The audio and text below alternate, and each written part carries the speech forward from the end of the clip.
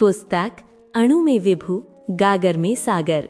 लेखक पंडित श्रीराम शर्मा आचार्य। भूमिका। जो सशक्त है वो सूक्ष्म है, स्थूल तो उसका आवरण मात्र है। काया को हम देख पाते हैं और मनुष्य को उसके कलेवर के रूप में ही पहचानते हैं, पर असली चेतना तो प्राण है, जो ना तो दिखाई पड़ता है और ना उसका स्तर सहज ही समझ में आता है। जो सूक्ष्म है वो ही शक्ति का स्रोत है। उसे समझने और उपभोग करने के लिए गंभीर लक्ष्य वेधक दृष्टि चाहिए। छोटे से बीज में वृक्ष का विशालकाय कलेवर छिपा रहता है। एक शुक्राणु में मनुष्य का सारा ढांचा पूरी तरह सन्निहित है। अणु की नगण्य सी सत्ता में एक पूरे सौर मंडल की प्रक्रिया पूरी तरह विद्यमान है। ये सब जानते हुए भी हम सूक्ष्मता की शक्ति से एक प्रकार अपरिचित ही बने हुए हैं। नदी, नद, सागर, तालाब, सब कुछ इस शरीर में। अमेरिका के जीव वैज्ञानिक डॉक्टर इरवन कैमरैन ने कुछ चूहे लेकर उन्हें एक विशेष बॉक्स में संकेत पाने पर भोजन के लिए प्रशिक्षित किया। चूहे कुछ ही दिन के अभ्यास से प्रशिक्षित हो गए। जब भी उन्हें टॉर्च का प्रकाश दिखाया जाता, वे तुरंत भागते हुए आते और बॉक्स में रखे भोजन को प्राप्त कर लेते। इसके बाद इन प्रशिक्षित चूहों को मारकर उनके मस्तिष्क का न्यूक्लिक एसिड निकाल दिया गया और फिर उसका इंजेक्शन बनाकर कुछ ऐसे चूहों को दिया गया जिन्हें इस तरह का कोई प्रशिक्षण नहीं दिया गया था। उस समय डॉक्टर कैमरान के आश्चर्य का ठिकाना न रहा जब ये चूहे भी टॉर्च का प्रकाश देखते ही भोजन के लिए उस विशेष बॉक्स में बिना बताए ही प्रवेश कर गए। यही प्रयोग चूहों के अतिरिक्त दूसरे जंतुओं जैसे छछूंदर, गिलहरी आदि पर भी किया गया और वहां भी वही आश्चर्यजनक सत्य देखने को मिला। इससे ये तो निश्चित ही साबित हो गया कि ऐसी कोई चेतन शक्ति प्रकाश के अणुओं में ही है। डॉक्टर कैमरान ने यह प्रयोग कुछ मनुष्यों पर भी मैग्नीशियम पैम्यूलिन नामक दवा देकर किया। एक व्यक्ति जो ताश के पत्ते नहीं पहचान पाता था, इस तरह की औषधि का सेवन करने के बाद फिर पत्ते पहचानने लगा। एक मैकेनिक वृद्धावस्था के कारण मशीनों के पुर्जे भूल जाने लगा। इस तरह की औषधि से उसकी ज्ञान क्षमता में विकास हुआ। ये न्यूक्लिक एसिड क्या है, ये समझ लें तो बात स्पष्ट हो जाएगी। हमें पता है कि जिस प्रकार कोई भी पदार्थ का टुकड़ा छोटे छोटे परमाणुओं से बना है, उसी तरह मनुष्य का शरीर जिन छोटे छोटे परमाणुओं से बना है उन्हें कोश या सेल कहते हैं। एक कोश में जीवन के सारे लक्षण अमीबा की तरह विद्यमान रहते हैं। अमीबा एक कोशीय जीव है। उसमें आहार, निद्रा, भय आदि वे सब गुण पाए जाते हैं जिनसे किसी पिंड में चेतना के अस्तित्व की जानकारी होती है। इसी तरह कोश में मनुष्य जीवन के सारे लक्षण विद्यमान रहते हैं। यह कोश मुख्यतया दो भागों में विभक्त है। पहला है नाभिक या केंद्रक, दूसरा है साइटोप्लाज्म। नाभिक एक तरह का तारा जैसा प्रकाश कण होता है और जीवन की यही अंतिम इकाई है। दूसरे साइटोप्लाज्म में भी सभी प्रोटीन तत्व, हाइड्रोजन, ऑक्सीजन, फास्फोरस आदि तत्व पाए जाते हैं। यह तभी तक क्रियाशील रहते हैं जब तक नाभिक या न्यूक्लियस बना रहता है। न्यूक्लियस के निकलते ही यह पदार्थ वाला अंश मृत हो जाता है, निष्क्रिय हो जाता है। यद्यपि इस केंद्रक या न्यूक्लियस को वैज्ञानिक स्वतंत्र स्थिति में प्रकट नहीं कर सके, तथापि ऊपर जिस न्यूक्लिक एसिड की चर्चा की गई है वह इसी में पाया जाता है। इससे स्पष्ट तौर पर कहा जा सकता है कि ज्ञान, विचार या अंतर चेतना प्रकाश कणों का गुण है, और यदि वह मनुष्य के स्थूल से भिन्न पदार्थ है तो शरीर से विलग होने के बाद भी उसमें यह गुण विद्यमान बने रहने ही चाहिए। एक स्वस्थ मानव शरीर में लगभग 600 खरब कोशिकाएं होती हैं। 600 खरब कोशिकाओं में 600 खरब नाभिक होते हैं। प्रत्येक नाभिक में गुणसूत्र यानी कि क्रोमोसोम और प्रत्येक गुणसूत्र के भीतर एक बटी हुई रस्सी की सीढ़ी के समान संस्कार कोश यानी कि जीन्स विद्यमान होते हैं। यह संस्कार कोश, जो प्रकाश की भी सूक्ष्म अवस्था है, न्यूक्लिक एसिड कहलाते हैं।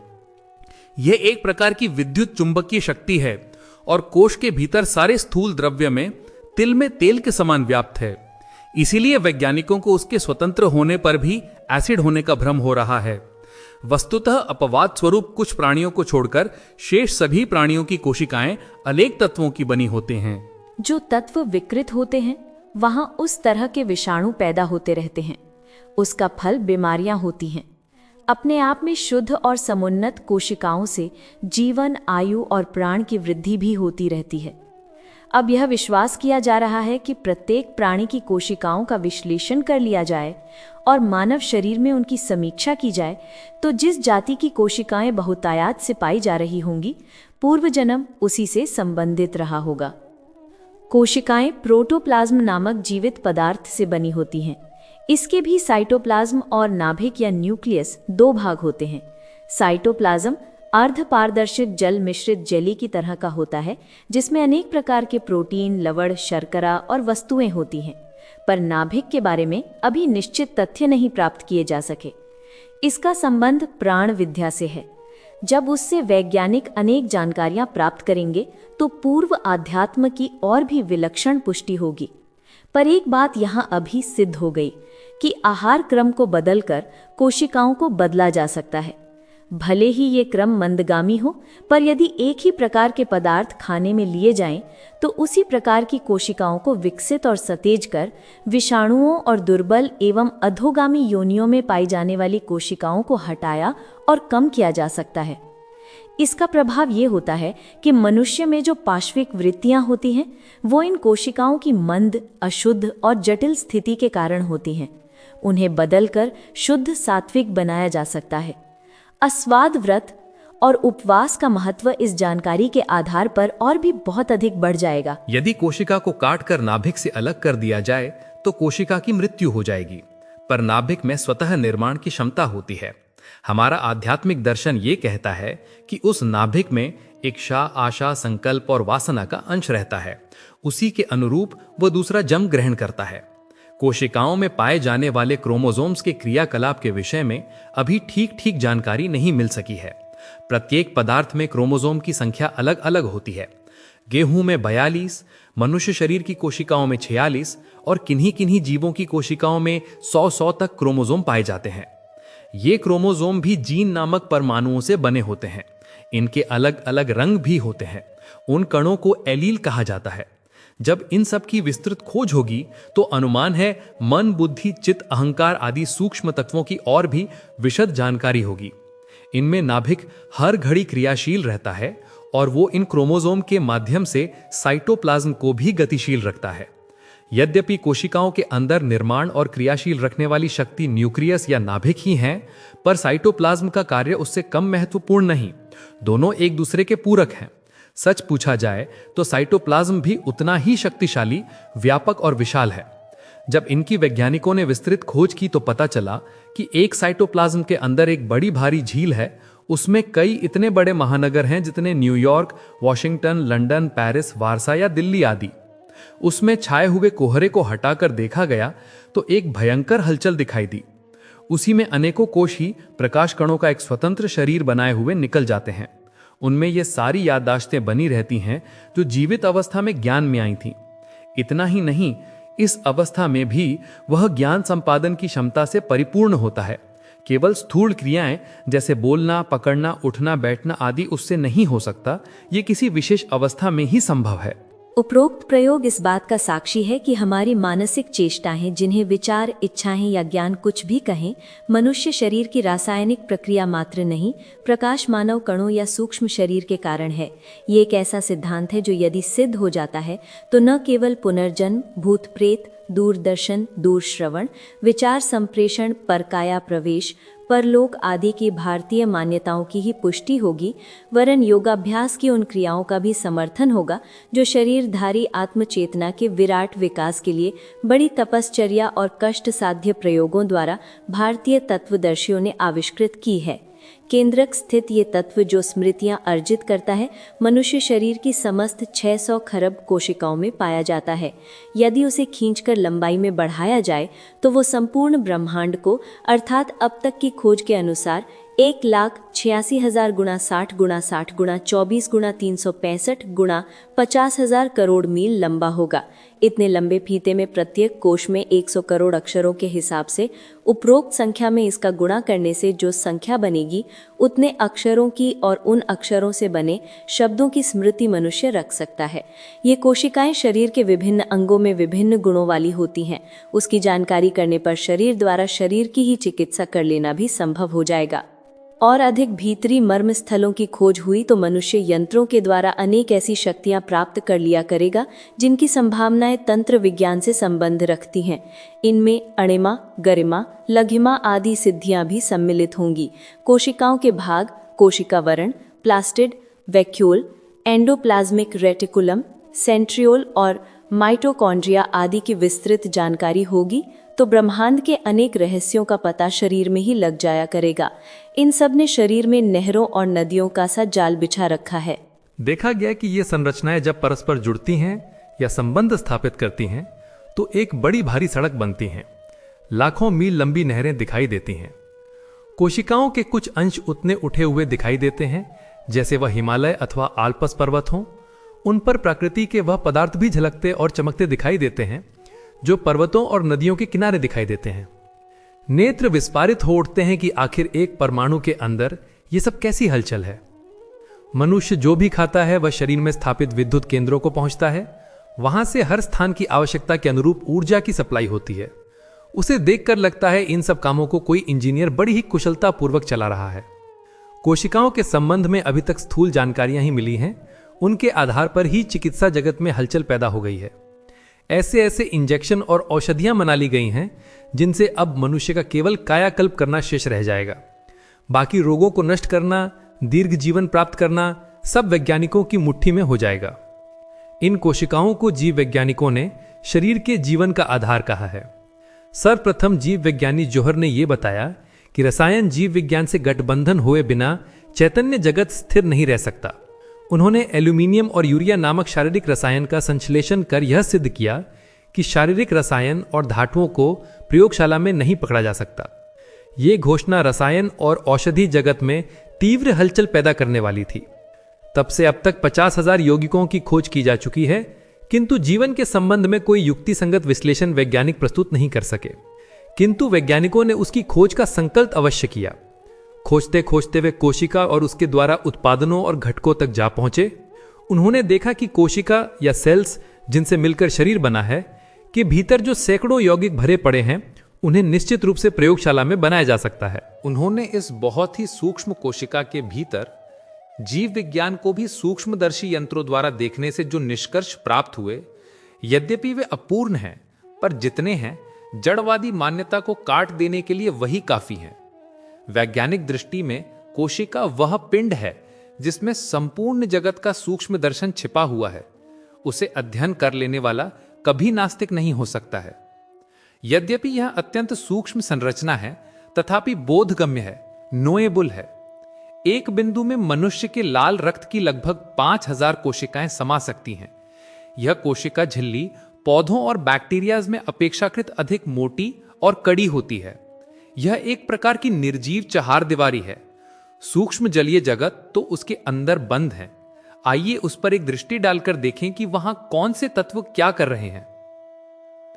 सूक्ष्मदर्शी यंत्रों द्वारा कोशिका झिल्ली के भीतर की इस रचना को बड़े आश्चर्य के साथ देखा जाता है। यह झिल्ली कोशिका के अंदर समस्त इकाइयों की अपेक्षा अधिक सक्रिय इकाई है, किंतु उसकी सक्रियता भीतर घुसे हुए नाभिक या न्यूक्लियस की इच्छा के कारण है। न्यूक्लियस ही वह चेतना और केंद्रीभूत सत्ता मानी जा रही है जिस पर कोशिका का सारा क्रिया व्यापार चलता है। यह एक अत्यंत सूक्ष्म पर विराट जगत का प्रतिनिधि है। उसी को देखकर आइंस्टाइन ने कहा था कि यह क्षितिज भी अंडाकार या कर्व्ड स्थिति में है। जब लोगों ने पूछा कि उसके बाद क्या है तो उसने कहा, कुछ नहीं, वह संसार का सबसे बड़ा आश्चर्य है कि यह संसार जिसकी सीमा अनंत है वह भी घिरा हुआ, मुड़ा हुआ, अर्थात असीम है, सीमा रहित है। जो भी हो, हमें उस कोशिका झिल्ली का अध्ययन करना है। ये झिल्ली उन तत्वों को झांटती है जिनकी न्यूक्लियस इच्छा करता है। जिस प्रकार सिनेमा हॉल के गेट पर खड़े हुए चौकीदार जिसके पास जैसा टिकट होता है उसी तरह उन्हें आने देते हैं, उसी प्रकार कोशिका झिल्ली भीतर केवल उन्हीं तत्वों को जाने देती हैं जिसकी न्यूक्लियस इच्छा और प्रेम करता है। इस न्यूक्लियस के अतिरिक्त वहां कमजोर रेशों और अपेक्षाकृत मजबूत तंतुओं का जाल सा बिछा हुआ है। इन्हें क्रोमैटिन कहते हैं क्योंकि यह रंगों को जज्ब करते हैं। जब एक कोशिका दूसरी कोशिका में विभाजित होती है तो ये तंतु ही व्यावर्तन, पृथक्करण और पुनर्व्यवस्थापन के रूप में एक प्रकार का सामूहिक नृत्य सा करते हैं। आधुनिक नृत्यकार भी उस नृत्य की गति का मुकाबला नहीं कर सकते। ये गति बड़ी रहस्यपूर्ण होती है। ये उन 4 तत्वों को क्रियाशील करने का वैज्ञानिक तरीका है जिससे नई सृष्टि की उत्पत्ति होती है। नए बालक का जन्म भी इसी विभाजन क्रिया से होता है, किंतु वो सब करने वाला 5वां आकाश तत्व भी वहां विद्यमान है। न्यूक्लियस उसी आकाश में स्थित है, अर्थात वो किसी भी तत्व पर टिका हुआ नहीं है, जबकि कोशिका झिल्ली के अंदर गति करने वाले सभी पदार्थ परस्पर संबद्ध होते हैं। न्यूक्लियस और कोशिका परिधि के बीच वाले भाग में, जिसे साइटोप्लाज्म कहते हैं, अनेक संरचनाएं होती हैं। छोटी सघन पहाड़ियां माइटोकॉन्ड्रिया और उससे भी छोटे टीले माइक्रोसोक्स मिट्टी के कणों के बने प्रतीत होते हैं। कहीं कहीं पतले तंतु, जिसे गोल्गी बॉडीज कहते हैं, टेढ़े मेढ़े ढंग से पड़े लहराते हैं, जिससे हवा का अस्तित्व दर्शन होता है। कुछ कोशिकाओं में दूसरी वस्तुएं जैसे पिगमेंट, स्टार्च, चर्बी की गोलियां बिखरी पड़ी रहती हैं। कोश में 70% जल और इन तत्वों को क्रियाशील रखने वाले तापीय कण भी रहते हैं। इस बिंदु जगत में ही चारों तत्वों के साथ आकाश भी छाया हुआ है। वैज्ञानिक इस सूक्ष्म रचना से दंग रह गए और अपने आप से पूछने लगे कि यदि कोशिका ही जीवन संरचना की इकाई है तो क्या उसके कार्य की भी इकाई है। रक्त परिसंचरण के आविष्कारकर्ता विलियम हार्वे ने उसका उत्तर देते हुए कहा था, हम जो कुछ जानते हैं वह उसकी तुलना में जो अब भी अज्ञात है बहुत कम है। यह वक्तव्य आज भी उतना ही सत्य है। वैज्ञानिक यह मानते हैं कोशिका के आकाश में स्थित जगत के संपूर्ण अध्ययन के लिए 335 वर्ष की अवधि भी बहुत अल्प है। चार्वाक और नीत्शे ने तो न जाने कैसे प्रत्यक्ष देहात्मवाद को ही सर्वस्व कह दिया। आज के वैज्ञानिक उसे एक मूर्खतापूर्ण प्रलाप ही कहते हैं। शरीर की रहस्यमयी विलक्षणताएं। दृश्यमान शरीर की स्थूल संरचना तो अन्य प्राणियों जैसी ही है, पर उसके अंतराल में प्रवेश करने पर पता चलता है कि पग पग पर उसमें विलक्षणताएं भरी पड़ी हैं। इनके स्वरूप और उपयोग को जाना जा सके तो तिलिस्म के वे पर्दे उठ सकते हैं जिनके भीतर रहस्यमयी सिद्धियों के अनंत भांडागार भरे पड़े हैं। काय कलेवर में प्रजनन क्षमता की सूत्रधार अत्यंत छोटी इकाई है जीन्स। ये आंख से दृष्टिगोचर न होने वाले शुक्राणुओं और डिंबाणुओं के अंतराल में रहने वाले अत्यंत ही क्षुद्र घटक हैं। इतने पर भी उसकी क्षमता देखकर आश्चर्यचकित रह जाना पड़ता है। ये नहीं सोचना चाहिए कि हार्मोन या जीन्स ही रहस्यमयी क्षमताओं से सुसंपन्न है। सच तो ये है कि पूरी काया ही तिलिस्मी रहस्यों से भरी पूरी है। दुर्भाग्य यही है कि हम न तो उसकी सामर्थ्य को समझ पाते हैं और न सदुपयोग का ही साहस जुटाते हैं। काया का स्थूल भाग अन्नमय कोश छोटी छोटी कोशिकाओं सेल से बना है, जिनके अंदर एक द्रव्य साइटोप्लाज्म वसामय पीला सा द्रव्य पदार्थ भरा रहता है। इसके बीच में अवस्थित होता है कोशिका का नाभिक अथवा केंद्रक न्यूक्लियस। पुरुष की शुक्राणु कोशिका अथवा नारी की अंडाणु कोशिका के नाभिक में छोटे छोटे धागे जैसे गुणसूत्र क्रोमोसोम होते हैं। एक नाभिक में इनके 23 या 24 जोड़े होते हैं। इन्हीं से लाखों की संख्या में जीन्स चिपके रहते हैं। नए मनुष्य शरीर के निर्माण तथा उनमें आनुवांशिकीय गुणधर्मों का विकास इन्हीं पर निर्भर करता है। ये जीन्स क्या है, कैसे ये अपनी आश्चर्यजनक भूमिका पूरी करते हैं, इस रहस्य पर से विज्ञान अभी पर्दा उठा नहीं सका है। उनके संबंध में बड़ी तेजी से शोध कार्य चल रहे हैं। बहुत से रहस्य खुले भी हैं, फिर भी वो नहीं के बराबर हैं। अभी तक के अध्ययन के आधार पर जीन्स छोटे से विद्युन्मय पुटपाक या पुड़िया पैकेट हैं। माना जाता है कि इनकी रचना कई तरह के न्यूक्लिक अम्लों के संयोग से हुई है। उनमें से अभी केवल 2 के बारे में जाना जा सका है। वे हैं 1 DNA deoxyribonucleic acid, 2 RNA ribonucleic acid. Genes की संरचना के बारे में अभी तक नहीं जाना जा सका है, किंतु ये जानकारियां निश्चित रूप से हो गई हैं कि शरीर के अंग प्रत्यंग की विशिष्ट रचना से लेकर अनेक परंपरागत स्वभावों, रोगों तथा गुणों के विकास की आश्चर्यजनक क्षमता इनमें है। इनके गुणों और कार्यकलापों को कैसे नियंत्रित किया जाए, ये पता विज्ञान अभी नहीं लगा सका है, किंतु ये माना जाने लगा है कि यदि जीन्स के गुणों और कार्यप्रणाली को प्रभावित किया जा सके तो आश्चर्यजनक उपलब्धियां प्राप्त हो सकती हैं। ये अन्नमय कोश के छोटे से घटक एक कोशिका के नाभिक में रहने वाले नगण्य आकार वाले विद्युन्मय पैकेट मनुष्य के आसपास के वातावरण से लेकर उसके विचारों और भावनात्मक विशेषताओं के संस्कार ग्रहण करने में समर्थ हैं। मनुष्य के विकास के संबंध में भारतीय मान्यता यह रही है कि उस पर आनुवांशिकता के साथ साथ बाह्य वातावरण का भी प्रभाव पड़ता है। पहले इस मान्यता के प्रति उपेक्षा बढ़ती जाने लगी थी। यह स्पष्ट हो गया है कि अपने वातावरण तथा अपनी चेष्टाओं द्वारा व्यक्ति जिन स्वभाव गुणों को अर्जित करता है वे वंशानुक्रम से प्राप्त नहीं होते, और न ही कोई व्यक्ति उन अर्जित विशेषताओं को वंशानुक्रम द्वारा अपने बच्चों को प्रदान कर सकता है। उदाहरण के लिए, यदि एक व्यक्ति ने अनेक भाषाएं सीखी हैं तो वह उस भाषा ज्ञान को अपने बच्चों को वंशानुक्रम द्वारा नहीं दे सकता। बच्चों को भी भाषा ज्ञान की प्रचलित विधियों को ही अपनाना होगा तथा मेहनत करनी पड़ेगी। वहीं दूसरी ओर यह भी स्पष्ट हो गया है कि वंशानुक्रम का निश्चित प्रभाव संतान पर पड़ता है। आनुवंशिकी यानी जेनेटिक्स का सारा ढांचा ही इसी आधार पर खड़ा है। यह सही है कि कोई भी व्यक्ति जंगली बेर के बीज बोकर उनसे गुलाब के फूलों की आशा नहीं कर सकता। गौरैयों के अंडों को सेकर उनमें से मोर के बच्चे कौन निकाल सकता है? लेकिन जिन पौधों के बीज बोए जाते हैं उनसे उन्हीं जैसे पौधे आखिर क्यों उगते हैं? चूहों से चूहा और बिल्ली से बिल्ली ही क्यों पैदा होती है? इसका उत्तर है आनुवंशिकता, अर्थात नियमित वंश परंपरा, जिनके कारण ही ऐसा होता है। जो वस्तु जिस वंश की होगी उसका बीज डाले जाने पर वैसा ही फल होगा। आनुवंशिकता में काम करने का ढंग भी शामिल है और चीजों का कद तथा रंग भी। उदाहरण के लिए, बया पक्षी को बढ़िया लटकने वाला घोंसला बनाना किसी को सिखाना नहीं पड़ता है। आनुवंशिकता अपने पूर्वजों से मिलने वाली विशेषताओं का ही दूसरा नाम है। वैज्ञानिक जानते हैं कि जीवों में जो विशेषताएं होती हैं वे उन्हें अपने माता पिता से अत्यंत सूक्ष्म कणों के रूप में मिलती हैं। इन सूक्ष्म कणों को जीन कहा जाता है। हमारा शरीर बहुत सी कोशिकाओं से मिलकर बना है। जीन कोशिका का ही एक भाग है। अगर किसी बट वृक्ष की शाखा को कहीं उसके अनुकूल स्थान में ले जाकर बो दिया जाए तो वो भी मूल पेड़ की तरह ही फलने फूलने लगेगी। उसकी कोशिकाओं के जीन अपने पहले के पेड़ की ही भांति होंगे। ठीक उसी तरह जिस तरह किसी स्पंज के टुकड़े में वैसे ही छिद्र होते हैं जैसे उस स्पंज में थे जिसमें से कि टुकड़े को तोड़ा गया है।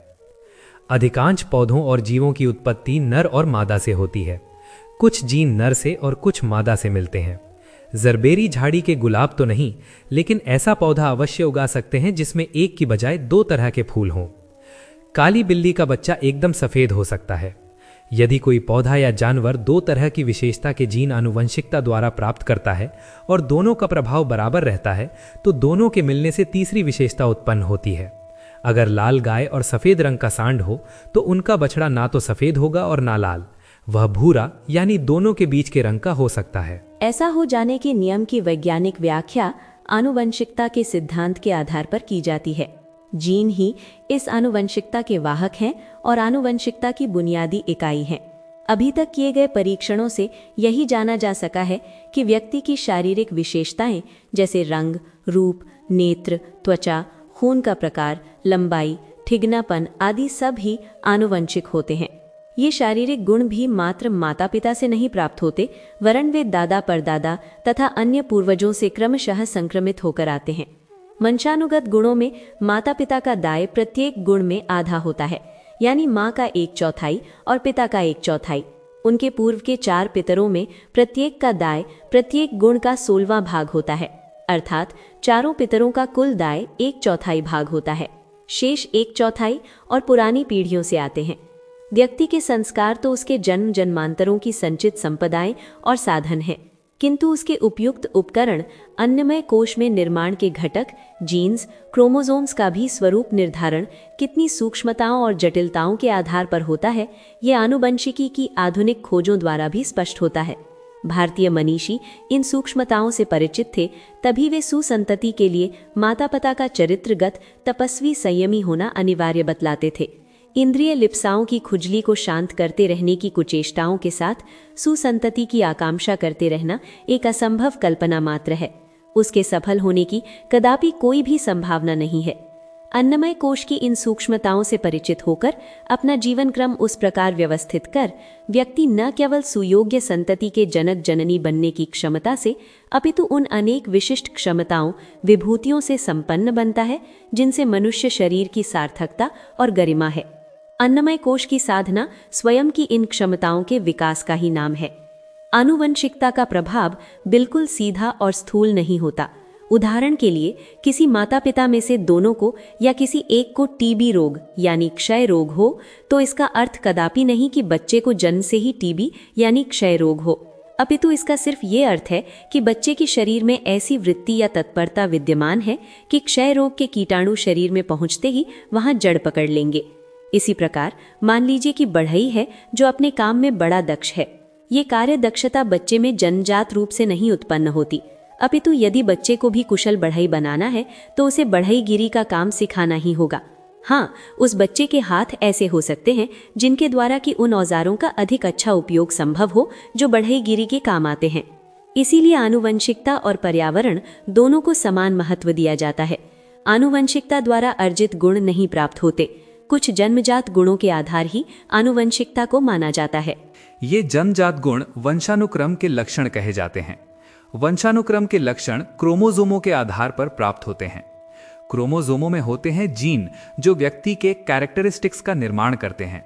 जीन का व्यवहार या आचरण से सीधा संबंध नहीं होता। जीन शरीर के ऊतक तथा अंगों के विकास को निर्देशित नियंत्रित करते हैं। इस प्रकार के शरीर की क्रियाशीलता को भी नियंत्रित करते हैं। शरीर की ये क्रियाएं स्पष्टतः व्यवहार को भी प्रभावित करती हैं और उस रूप में जीन्स का संबंध व्यवहार से भी होता है। उदाहरण के लिए यदि कोई व्यक्ति वंशानुक्रम से छोटी टांगे, ठूंठदार अंगुलियां या बहरे कान प्राप्त करता है तो निश्चय ही कुछ क्षेत्रों में उसकी योग्यता सीमित हो जाएगी। इसी प्रकार शारीरिक क्रियाओं में भाग लेने वाले हजारों रासायनिक तत्व भी जीन्स द्वारा ही निर्धारित होते हैं, जैसे दृष्टि के लिए प्रकाश संवेदी तत्व एवं रक्त के जमने में कई रासायनिक तत्व। इन तत्वों की उपस्थिति सशक्तता या दुर्बलता का संबंध जीन से ही होता है। ऐसे अनेक लक्षण वंशानुक्रम से संबंधित होते हैं। वंशानुक्रम के आधारभूत घटकों जीन्स और क्रोमोसोम्स के अध्ययनों के निष्कर्ष इस तथ्य के द्योतक हैं कि अन्नमय कोश में निर्माण का सूक्ष्म आधार कितना व्यापक और जटिल होता है। पौष्टिक भोजन मात्र से अन्नमय कोश सुदृढ़ नहीं हो जाता। इसके विपरीत अन्नमय कोश की सुदृढ़ता ही भोजन के रस पारिपाक का कारण व आधार बनती है। बढ़िया खाने पहनने की चिंता करते रहने को ही जीवन का पुरुषार्थ मान बैठने वाले अन्नमय कोश के निर्माण के आधारों से अनभिज्ञ रहकर उसे अस्त व्यस्त और दूषित विकृत बनाते रहते हैं और भावी संततियों को भी उस विकृति का अभिशाप दी जाते हैं। एक जीन युग्म शरीर के किसी विशेष कैरेक्टरिस्टिक के विकास का निर्देश करता है। आंखें भूरी हैं या नीली, बाल घने काले हैं या हल्के स्वर्णिम हैं अथवा लाल, घुंघराले हैं या सीधे, सामान्य बाल हैं या गंजापन है, दृष्टि सामान्य है या रतौंधी ज्यादा होने की संभावना है, श्रवण शक्ति सामान्य है या जन्मजात बहरापन है, रक्त सामान्य है या कि हीमोफीलिया का दोष है, रंग बोध स्पष्ट है या वर्णांधता दोष है, उंगलियों का अंगूठों की संख्या सामान्य है या कम अधिक है, किसी जोड़ में कोई उंगली छोटी बड़ी तो नहीं है, सभी अवयव सामान्य हैं या कुछ अवयव विरूप हैं, आदि सभी शारीरिक कैरेक्टरिस्टिक्स जीन युग्मों पर ही निर्भर करते हैं। फ्रांसीसी दार्शनिक मांटेन को 45 वर्ष की आयु में पथरी की बीमारी हुई। उसके पिता को यह रोग 25 वर्ष की आयु में आरंभ हुआ, जबकि मांटेन के जन्म के समय उसके पिता सिर्फ 21 वर्ष के थे। उस समय उन्हें यह रोग नहीं था, लेकिन उनके जीन्स में इस रोग के आधार विद्यमान थे। मांटेन की पित्ताशय की पथरी की बीमारी कई पीढ़ियों से चली आ रही थी। बालकों का गैलेक्टेनिया रोग जीन से ही संबंधित होता है। वह जीन जब यूरिडाइल ट्रांसफरेज एंजाइम नहीं बनने देता तो बच्चे दूध में रहने वाली मिठास गैलेक्टोज को पचा नहीं पाते। फलतः वह खून में जमा होती रहती है और जिगर में इकट्ठी होकर बच्चे का पेट खराब कर देती है तथा मृत्यु का भी कारण बन बैठती है। एक्रोडर्मेटाइटिस एंटेरोपैथिका नामक रोग का कारण भी मुख्यतः जीन्स की विकृतियां ही होती हैं। आंख का कैंसर रेटिनोब्लास्टीमा जीन्स दोष का ही परिणाम है। जीन्स की एक्रोड्रोप्लाइसा विकृति के कारण बच्चे अविकसित रह जाते हैं, वे जल्दी मरते हैं, बच गए तो भी वंश वृद्धि में असमर्थ होते हैं।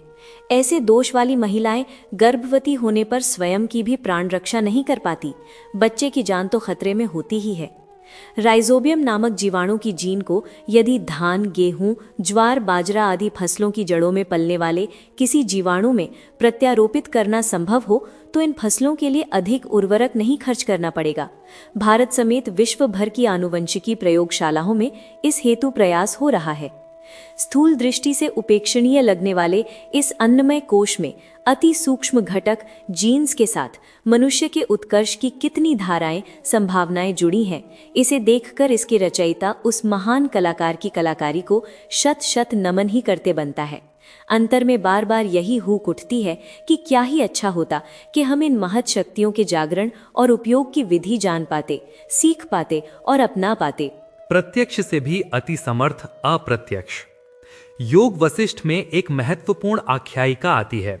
लीला नाम की रानी के पति का देहावसान हो जाता है। पति के निधन से वह अत्यधिक दुखी होती है।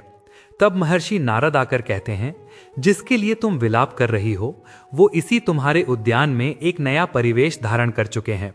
वे लीला को अंतर्दृष्टि देते हैं तो वो देखती हैं कि उसके पति एक कीटक के रूप में विद्यमान है। यही नहीं, वहां भी उनके पास कई रानियां हैं। वे उनमें आसक्त से दिखे। वह जिनकी याद में घुली जा रही थी उसे उसकी सुध तक नहीं थी। लीला ने अनुभव किया कि यह माया, मोह और आसक्ति मनुष्य का नितांत भ्रम और अज्ञान है। उससे भी बड़ा अज्ञान है मृत्यु की कल्पना। वास्तव में जीव चेतना एक शरीर से दूसरे शरीर, एक जगत से दूसरे जगत में परिभ्रमण करती रहती है। जब तक वह सत्यलोक या अमरणशील या परमानंद की स्थिति नहीं प्राप्त कर लेता, तब तक यह क्रम चलता ही रहता है। उक्त आख्यायिका का तत्व दर्शन बड़े ही महत्व का है। महर्षि वशिष्ठ कहते हैं, सर्गे सर्गे पृथक ग्रूपम संति सर्गांतराण्यपि तेष्वप्यंतस्थः सर्गौधा कदली दल पीठवत। योग वशिष्ठ 4, 18, 16, 17।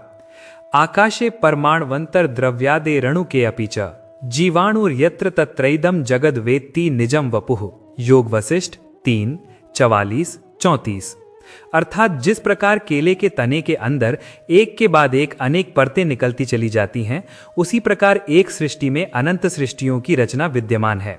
संसार में व्याप्त प्रत्येक परमाणु में स्वप्न लोक, छाया लोक और चेतन जगत विद्यमान है।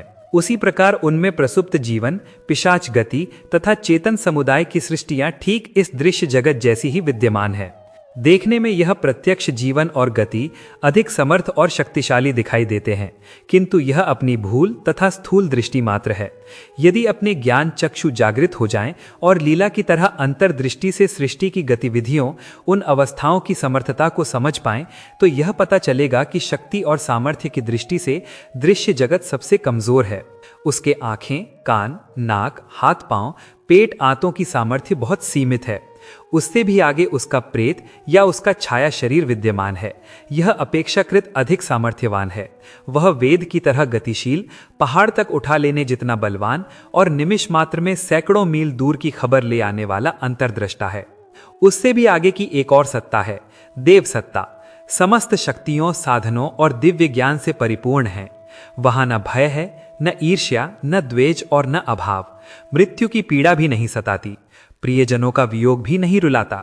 सृष्टियों और सृष्टिचरों का यह तारतम्य उस परिपूर्ण अवस्था तक पहुंचा देता है जहां न इच्छाएं हैं, न वासनाएं हैं, न जरा है, न व्याधियां, न कर्तृत्व। इसे आनंदमयी स्थिति, तुरीयावस्था, साक्षी, दृष्टा, परमानंद की स्थिति कहा गया है। भारतीय दर्शन इस स्थिति को प्राप्त करने की निरंतर प्रेरणा देता रहता है और उसे ही परम पुरुषार्थ की संज्ञा देता है। यही जीवन लक्ष्य भी माना गया है। भारतीय दर्शन के इस सत्य को अब भौतिक विज्ञान भी प्रमाणित करने लगा है। पिछले 40 वर्षों से चोटी के खगोलज्ञ इस खोज में जुटे हैं कि वो ये जान पाएं कि क्या ये सृष्टि और यहाँ के निवासी ही अंतिम है या और भी कोई ब्रह्मांड है। इस खोज में अब तक जो निष्कर्ष निकले हैं वे भौतिक दृष्टि को चकमका देने वाले हैं। स्थूल जगत के अंदर क्रमशः अधिक सूक्ष्म और समर्थ क्षेत्रों की जैसे जैसे पहचान होती जा रही है, वैसे वैसे आश्चर्य बढ़ता जा रहा है।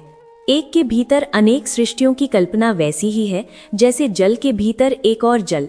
यूं सामान्य बुद्धि से परीक्षण करना चाहें या हाथ से अलग करना चाहें तो सामान्य जल से इस भारी जल को अलग नहीं किया जा सकता। अप्रत्यक्ष के अस्तित्व को स्वीकार न करने का कारण यही है कि हम उतनी ही बुद्धि को पूर्ण माने बैठे हैं, किंतु वैज्ञानिक जब प्रयोगों द्वारा उसका प्रभाव स्पष्ट दिखा देते हैं तो हमें उस बात को मानने को विवश होना पड़ता है। जल के भीतर जल की बात भी ऐसी ही है। सर्वप्रथम 1631 में पहली बार जब वैज्ञानिक यूरे ने जल के भीतर भारी जल की उपस्थिति से अवगत कराया तो लोग आश्चर्यचकित रह गए। इसे समझने के लिए पानी की परमाणविक रचना समझना आवश्यक है। पानी हाइड्रोजन के 2 और ऑक्सीजन के 1 परमाणु के संयोग से बनता है।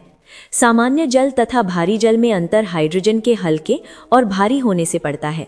हाइड्रोजन संसार का सबसे हल्का तत्व है क्योंकि उसने नाभिक न्यूक्लियस में एक ही प्रोटॉन और एक इलेक्ट्रॉन होता है, न्यूट्रॉन नहीं होता।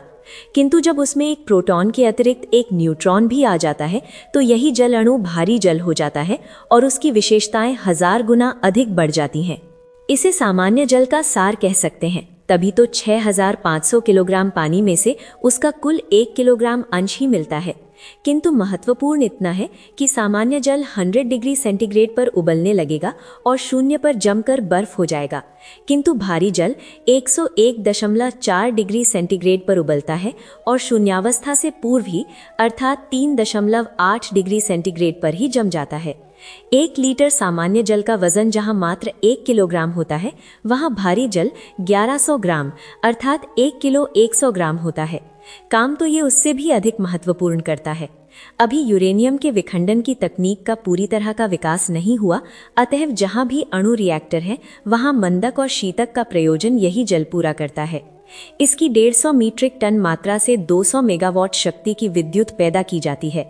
प्रसिद्ध डच व्यापारी एंटान वैन लीवेनहॉक को शीशों के कोने रगड़ रगड़ कर उनके लेंस बनाने का शौक था।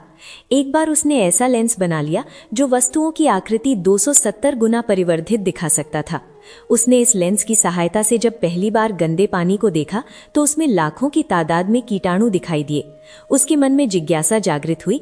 फलस्वरूप जब अपने शुद्ध जल का निरीक्षण किया तो उसने ये देखा कि वहां भी जीव विद्यमान है और वो न केवल तैर रहे हैं अपितु अनेक सूक्ष्म से सूक्ष्म और बुद्धिमान प्राणी की तरह क्रीड़ाएं भी कर रहे हैं।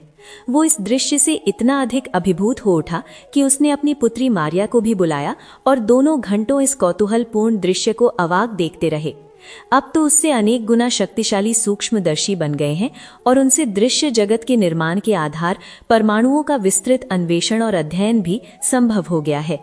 ब्रह्मांडों के भीतर अनंत ब्रह्मांडों की, पदार्थ में विलक्षण अपदार्थ की और परम पदार्थ की उपस्थिति जानने के लिए विश्व ब्रह्मांड की ईंट परमाणु की अंतररचना का अध्ययन आवश्यक है।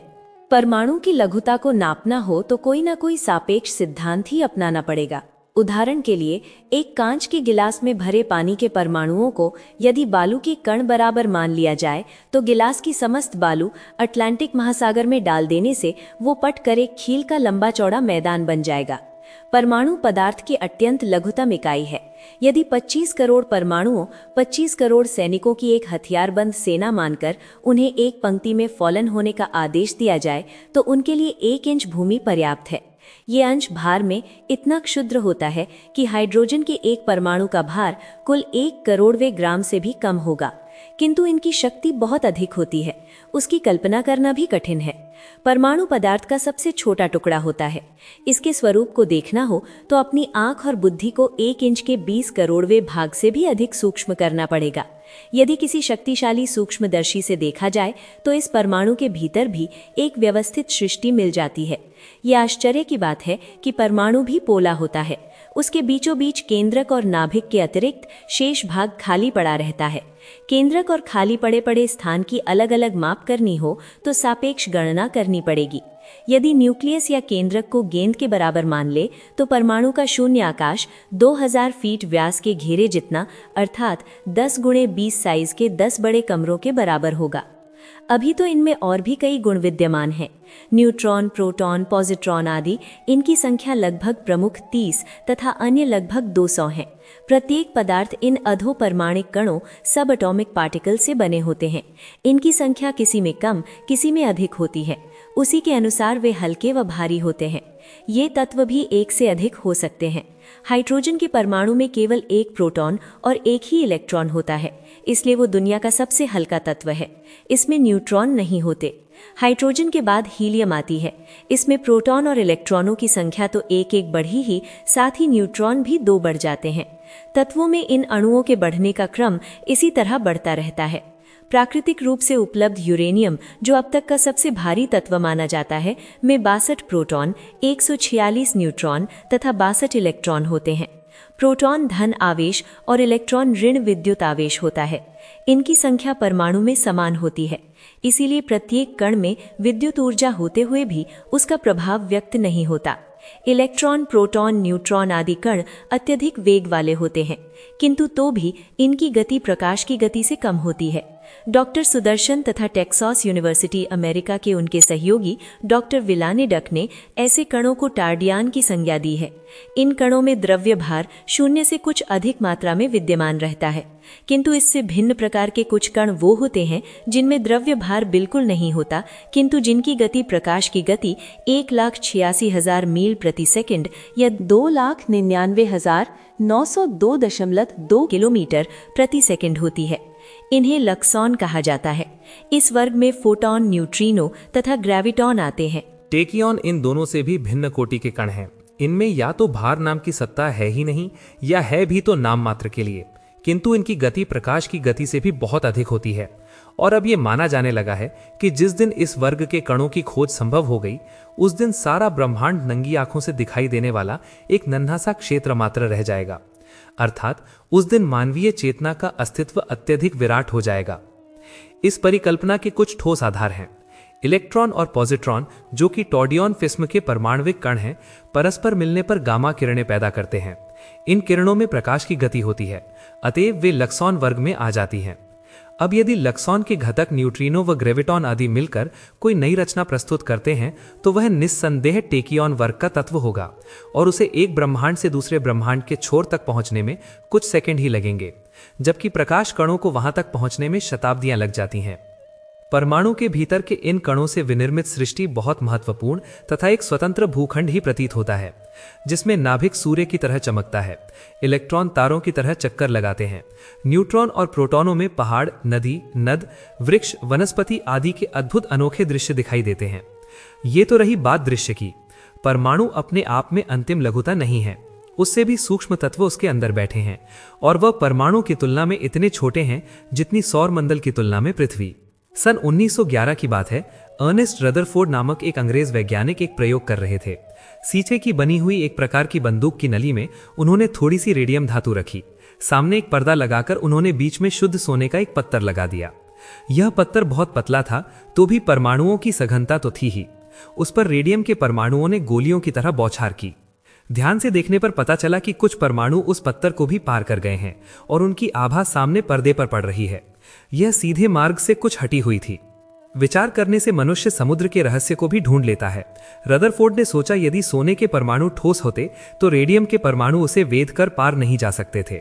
स्पष्ट था कि परमाणु के भीतर भी रिक्तता थी, पोलापन था। उस पोलेपन ने ही रेडियम परमाणुओं को आगे बढ़ने दिया, पर उसका संपूर्ण भाग ही पोला नहीं था, क्योंकि कई बार रेडियम के परमाणु इस तरह छितर जाते थे मानो सोने के परमाणुओं के भीतर कोई और भी सूक्ष्मतम वस्तु बैठी हुई हो, और वह बंदूक से आने वाले रेडियम परमाणुओं को भी तोड़फोड़ डालती है। उसे रदरफोर्ड ने पहली बार परमाणु का मध्य नाभिक या केंद्रक, न्यूक्लियस नाम दिया। उसके बाद से नाभिक पर खोजे पे खोजें होती जा रही हैं, पर इस सूक्ष्मतम तत्व के बारे में आज तक पूर्ण रूप से जानकारी नहीं प्राप्त की जा सकी। पर जो कुछ समझ में आया, उसने भारतीय तत्व दर्शन की इस मान्यता को बड़ा बल दिया कि आत्मा एक सर्वव्यापी चेतन तत्व है। संसार में जो कुछ भी है वह सब आत्मा में ही है। परमाणु जितना छोटा होता है, उससे भी 10 खरबवां भाग छोटा नाभिक होता है। परमाणु जितना रहस्यपूर्ण है, नाभिक उससे भी अधिक रहस्यपूर्ण है। उसमें नियंत्रण भी है और जीवन की संपूर्ण चेतना भी।